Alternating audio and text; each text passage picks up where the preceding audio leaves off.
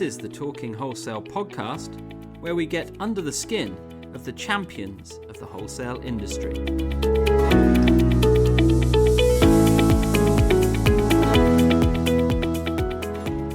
Welcome to the first Behind Wholesale vodcast here at Confex. We're joined today by Lana Bhikha, who is Deputy Managing Director at Foodservice, and also with Kelly Pye, Head of UK Wholesale for the Millennium Group, two of Confex's largest members, both more board members as well. We're very happy to have you here with us today. Thank you for being here. Very much. And obviously helping me podcast and present today. We've got Jessica Douglas and myself, Managing Director at Confex and also Director of Confex.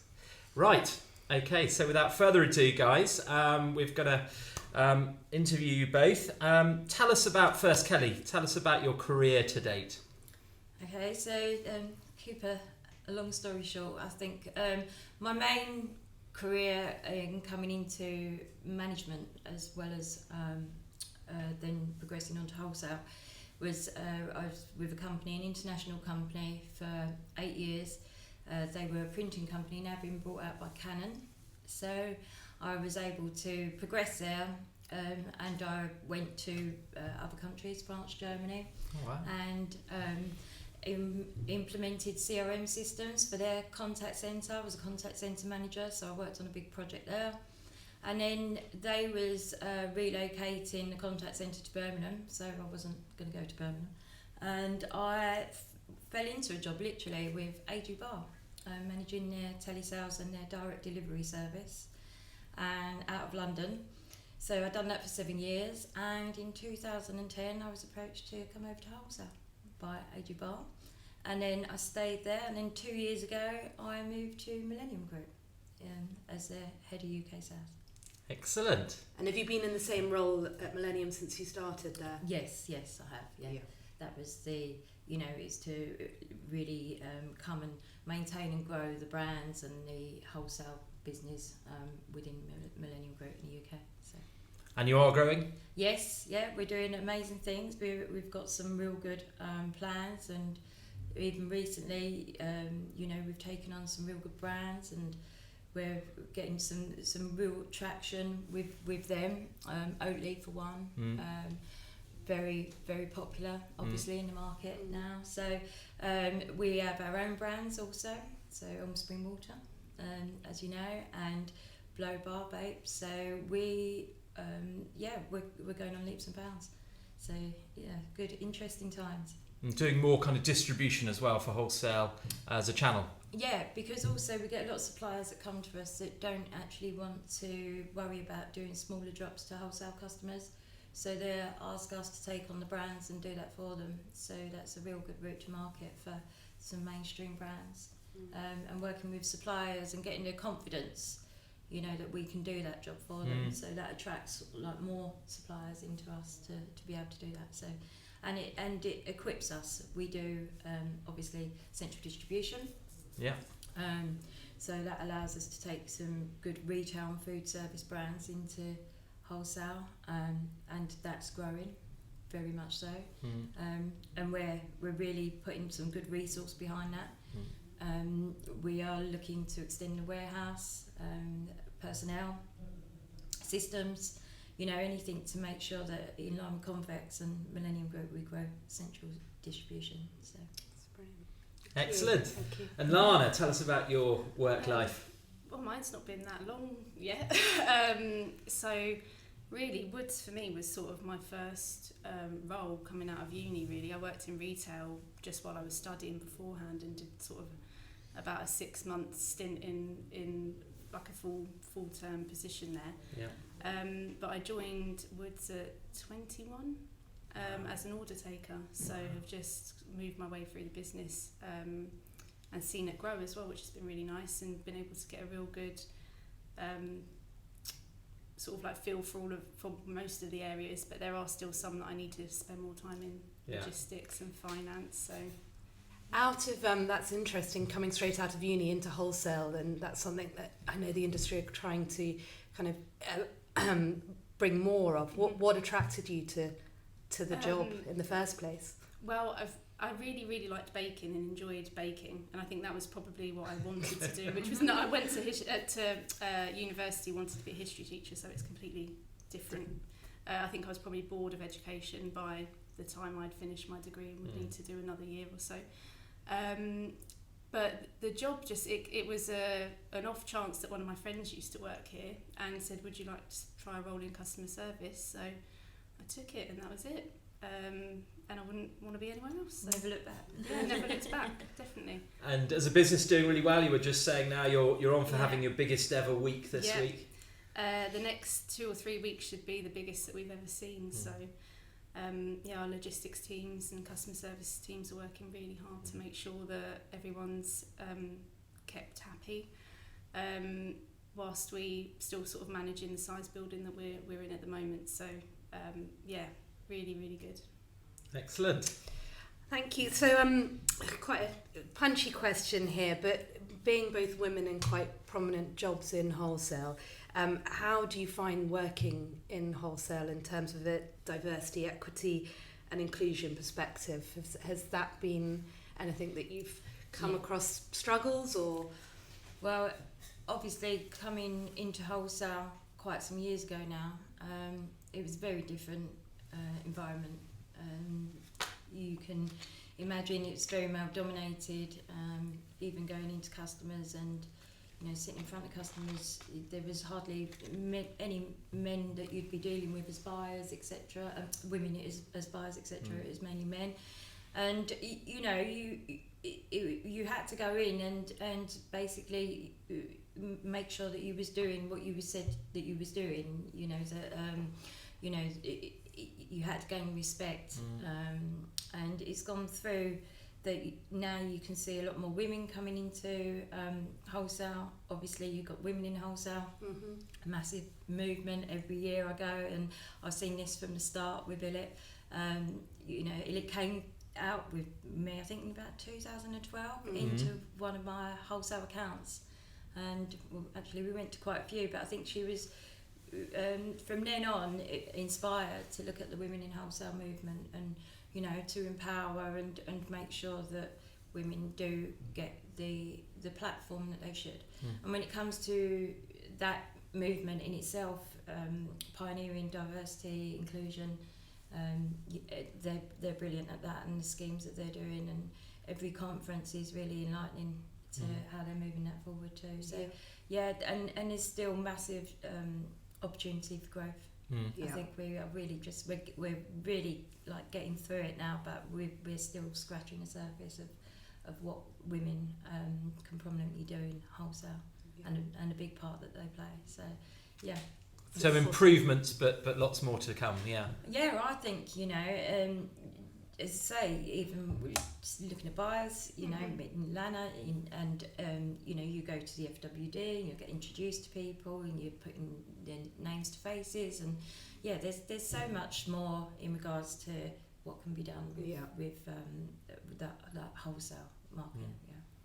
And Lana, because you were quite young when you came in as well. I was, but actually all of our office staff nearly were women when I joined. Apart from, I think we had one or two males up in the office, where logistically the majority of our staff were male. We have had at least one lady driver with us before, but I think for us, I think we're quite different because of where we're located. We have got a really diverse, not just sort of in gender, but nationalities and everything. We've got a real diverse mix of people, but I do think it's probably reflective of where our location is. So we are probably a bit different than some of the other wholesalers in the industry. But I was chatting with one of our brand ambassadors this morning, and we were saying that I think it's going to have to be like the older generation's mindset to change, because the new generation coming in have got different ideals about diversity, inclusion, everything like that, and they're the future of wholesale, really. Future of the world. Of the world, It's unacceptable for that and it's to not be, isn't isn't it? it? Isn't it? It is, and but they need to kind of learn from them, I think, be more open to their opinions and sort of like social norms now as well. So yeah, there's still a lot to do though. But even when you're saying about women in wholesale, about it not just being about younger generation, but also the older people that we have within the business. We've got the menopause cafe for women in wholesale as well, which we need to kind of take on, learn from, and everything like that. So myself and our HR director are going to join in on those clinics. It's great we've got women in wholesale and FWD facilitating things like that for the industry to give access to businesses that don't necessarily have the time to set something like that up, isn't it? So I think, as you say, we've come a long way, but 10 years ago that didn't exist. Yeah, you know, so I'm quite proud that Wholesale's doing something about it. I mean, Elliot, amazing. Known her for her first week when she started there, came into the industry, and meeting her, and she's a very powerful lady that has, driven that. But everyone's got on board with it, so it's great. Done amazing, great progress, and then to have the FWD backing that as well, and taking. Yeah, that you can really see the growth that's already happened. And the Dignity at Work charter that the FWD have done as well. That's And obviously when it comes to staff and employing people and making sure you've got the right policies in place, it must be an advantage. It's now a very important part of being able to employ the right people. I should imagine, isn't it? I think as well it's important that all of the staff feel like they've got a role model or somebody that they can actually go, they're comfortable to go and speak to, that they can relate to as well. So it's important that we've got a really diverse sort of member of staff for everyone to be able to openly go and suggest things to, speak to them about. And kind of mentoring within the business. Yeah, very cool. Good. And then to kind of leads us on to wholesale as an industry, and how do you think, Kelly, it's going to change over the next few years, and not just the people in it, but the actual industry and where we're going? It's already changed so much, isn't it? Last couple of years with the pandemic, we saw online soar, sales, and I think increased by 91% over that time. And then obviously we need to go on from that. You'll see the digital age advertising. It's very much all about pricing, availability, and obviously the brands that are relevant. And I really do feel that availability is definitely going to be key, and suppliers working very closely with their customers to be able to make sure that the supply chains have been strained, haven't they? And not just we had Brexit before that, and we've also got the Ukrainian war, so that has shone a light on some bad supply chains within the UK. So I think post COVID we've got that whole being more British and making sure we're sustainable, aren't we, really? I think it's interesting. Kelly was saying that Oatly has done so well, which I've known about, but that's the alternatives as well.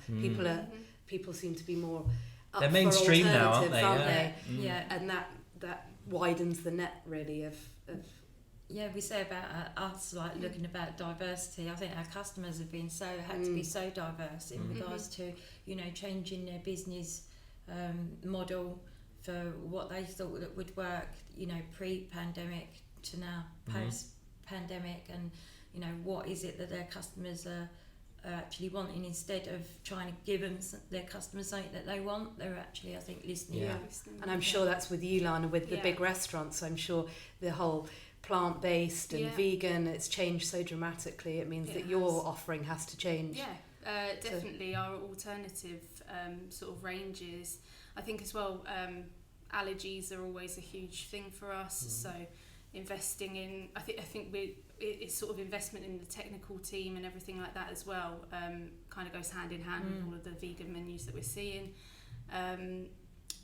But sort of more broadly, the way that I kind of see wholesale moving or needing to move is to be able to compete with people like Amazon, because they're starting to list things that are more wholesale focused now, and working on service levels that are going to be up. And that's the thing that Amazon won't be able to, and different sort of platforms like that, they aren't going to be able to provide chefs or end users with the information that they need in the template that they need and Yeah. everything like that. So it's looking at where the point of difference that wholesalers can give that those different platforms can't. Making that stickiness between your customers and yourself. And that's true, isn't it? Because you can get something very quickly perhaps on Amazon, but you can't get all the backup that's required. You can't, and you don't have the reliability and of where you're sourcing your ingredients from. So, and I think you're right as well in regards to, we should never move away from the fact that customer relationships are so important. It does, it's always been a way of making sure that we really do grow businesses, and I think you can't do that just with Amazon. Collaboration. And the trust element that's there, that they know that you're going to do right for their business, and you're going to put a plan together, whether it be a joint business plan or anything like that. So it's interesting though, isn't it? We have to do a lot more as wholesalers, don't we, to retain and grow. But if you do it right, there's lots of business out there to 100%, grow too. So out of wholesale now, I've learnt something about Kelly this morning, which I didn't know that you have in common with myself and Tom. What are your interests outside? Tom did know. I do. So I have my own horse. So he's my money drainer, as you know. But he's I've had him now just near on 8 years, and we are currently in training to go out and compete in dressage to music early next year. So that's your escape from wholesale. It is. That's where you'll find me at the weekends. That and and I have a real good supportive family, like my parents, and have been very supportive over my career, etc. So so it's either family or horse, mainly horse, but my parents do come down and see the horse. It's important to be able to switch off, isn't it, and have time outside of work for the kind of balance. Because everybody needs to recharge, and you need to, otherwise you'd be thinking about everything, all what's going to go on, and it's so easy as well to on a Sunday to slip in the mindset for Monday, and I really try not to do that until Monday. Those 2 days really are your everything, to be able to recharge, especially with technology when everyone's on call available the whole time. On emails or whatever. To be fair, in regards to Millennium Group as a company, very good in giving you that time, and nothing is there's no pressure on anything like that. So they do appreciate that time, and then you start your working week again, but that's the norm, so the very good. And same question to you, Lana. What have you got outside of work? You've obviously got a family. Well, I've got a family that kind of takes over the majority of my time. So I've got 2.5-year-old twin girls. So they we've got our hands full at home at the moment whilst they're so young still. And that's pretty much our weekends. But again, really supportive network at home. My husband and our both sets of our parents as well.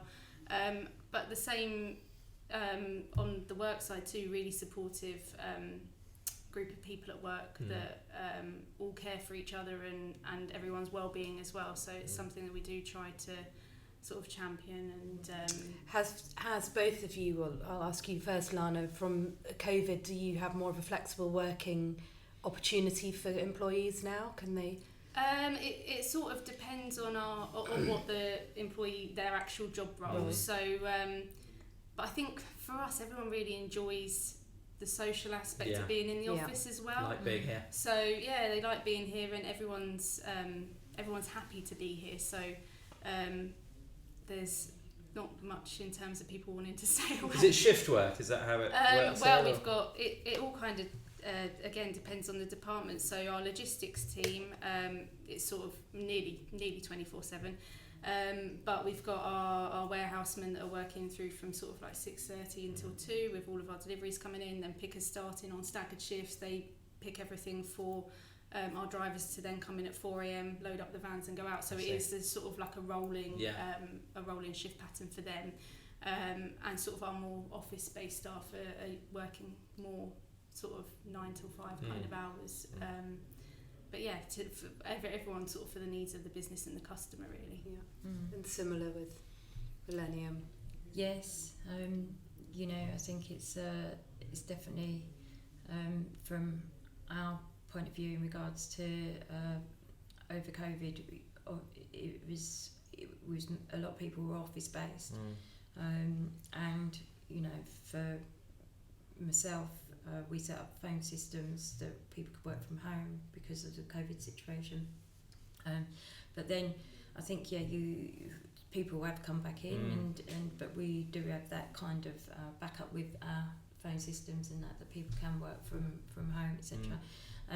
I think it's important really to find what a person really thrives at. If they've got that kind of job role, you know, like myself, I go into the office once or twice a week. I like that because I can see people get things done and I can have the meetings that I need to have, etc. Yeah. And then I can also have the flexibility of working from home or going out and seeing customers. As I said, I was in London yesterday, you know, so it's exciting, and doing this today. So it's I think Millennium Group really do understand that now. I think COVID taught everybody quite a lesson in regards to that. And I think, you know, we've found, haven't we, as you grow and become truly national, then your talent pool grows, which is really cool. So to have the flexibility allows you to have better quality of staff, perhaps, you know.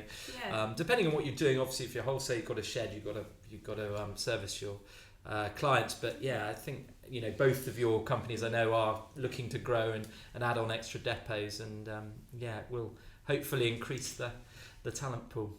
Yeah, and I think that, you know, you have to listen to people, what they're aspiring to do within their job role. You know, we've got somebody in telesales that actually has got a real good flair for being and wants to be in our credit control and accounts.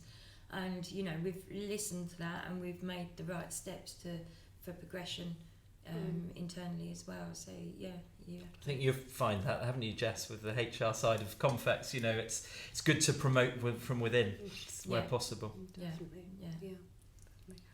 Excellent. Okay, so last question. Let's come to Lana first. So what inspiration advice can you give to young people starting in wholesale?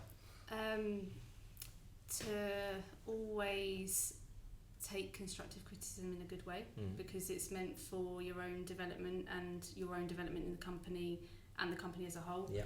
And to not worry about everyone else around you so much and what they think, but focus on yourself and your own ambition and drive and success. Yeah. And if you're doing your job correctly and right, people will notice. And And sometimes that might take a little bit of time, but it doesn't go unnoticed. Excellent. Very good. Kelly, what do you think? I think I see it for myself, you know, especially with women in wholesale, etc. They have the mentor scheme too. I think that's very important to find a mentor, someone who can really give you some good and impart some good knowledge, not, you know, whoever it may be, but also whatever job roles that you're in or you're applying for, just make sure they're relevant for the right path as such. You can never really plan it. I mean, I didn't really plan a lot of mine until I was approached to come over to wholesale, and then I've never looked back. And it's been, you know, it's always been a great place to be. It's always been the fun factor for me, and actually quite a small industry. Really, people think it's big, but everybody actually does know each other, and you know, and so many people have been part of the journey in my career that have given me advice, and so I think definitely get some good allies within the industry that are going to steer you right. It is amazing once people, you know, come into wholesale, they do seem to stay. So it you know, it must be a good place to work, I think. I just think it is. I mean, you can see from the FWD Government Awards what we had the other night. You know, so we are just a good bunch to be around, and you know, when you've got also you're coming in, and events like that are a really good key indicator to be looking around as a younger person in wholesale, to look at companies, to look at who's doing what, you know, the opportunities. I mean, you know, just for instance with Blow vapes the standard we had so many younger employees coming up and really asking some questions, and vaping market is massive and it's still going to be massive, so and growing a rate of knots, and it's just so many the younger were really interested in the brand. And so I think it's also if you're going to work for a company, research the brand, make sure it's relevant to you, make sure it's something that you know. Baking. Anymore, doesn't have to. Rice Krispie cakes is really the most that we get done at home. But Kelly just touched on something as well, and I think it's really important that you have that mentor, but you also get some goals written down for yourself as well with that mentor, and sort of hold yourself accountable for it too, because that's really important to see your own progress and to see where you have been able to tick something off your list, marginal gains every day are what's important. So we even have just our weekly reports at the end of the week, and they're not just about the figure side of things. It's like, what have we actually managed to achieve this week? And you don't realise until you come to the end of the week what you've actually managed to do. And I think that's really important as well for the younger team to sort of be involved in and keep motivated. Definitely. I'd definitely say you've definitely got to have some smart goals, objectives. You know, to know where you want to be. As you say, it's not just about, you know, how the value sounds. No. It's about the value that you've actually put into your and you develop as a person, and you know, you're always moving forward. Definitely. Excellent. Well, thanks guys. Thanks for joining us. Have a great Christmas. I know it'll be very busy for wholesalers the next few weeks, but then hopefully you can have a bit of a break. And thank you very much everyone for listening and viewing. We're going to be on YouTube now, so we'll have a new channel and add lots of content. So thank you very much. Thank you everyone for being with us. Thank you very much. Thank you, guys. Thank you.